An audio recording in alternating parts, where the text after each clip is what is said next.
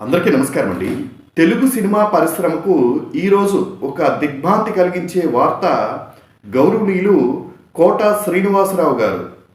విలక్షణమైనటువంటి నటుడు, సినీ పరిశ్రమకు నిజంగా ఎంతో సేవ చేసినటువంటి వ్యక్తి ఈరోజు కాలం చేయడం జరిగిందండి. ఆయన 83 సంవత్సరాల వయసులో తన తుది శ్వాస విడవటం జరిగింది.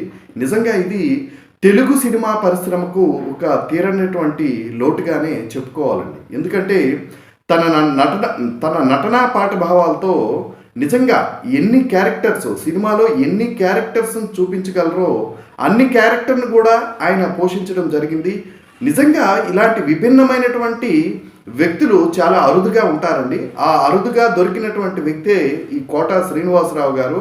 నిజంగా ఈయన వయసు పైపడుతున్న కొద్ది ఎవరికైనా మరణం తప్పదు. కాకపోతే ఈయన నటించినటువంటి చిత్రాలు చూస్తే తన యొక్క ప్రతిభా పాఠవాలు నిజంగా మనకి అర్థమవుతాయండి. 1980, 90 దశకాల్లో ఆయన పరిచయం అవసరం లేనటువంటి ఒక మంచి కమీడియన్గా, ఒక మంచి క్యారెక్టర్ ఆర్టిస్ట్గా, అలాగే ఒక మంచి విలన్గా అన్ని క్యారెక్టర్ని విభిన్న క్యారెక్టర్ని పోషించగలిగినటువంటి వ్యక్తి కోట శ్రీనివాసరావు గారు. ఈయన నిజంగా చనిపోవడం బాధాకరమైనటువంటి విషయమే. ఈయన రాజకీయ ప్రస్థానం కూడా 1999లో ఈయన విజయవాడ ఈస్ట్ నుంచి ఈయన ఎమ్మెల్యేగా గెలుపొందడం జరిగింది. ఒకేసారి ఈయన పోటీ చేయడం జరిగింది, అందులో గెలవడం జరిగింది.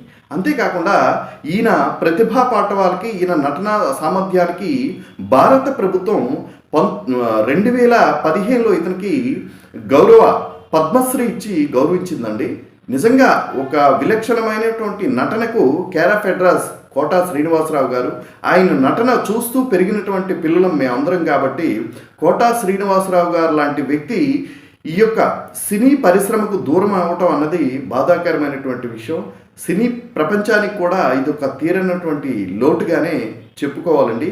నిజంగా కోట శ్రీనివాసరావు గారి ఆత్మకు శాంతి కలగాలని మనస్ఫూర్తిగా కోరుకుంటూ అందరికీ నమస్కారం అండి.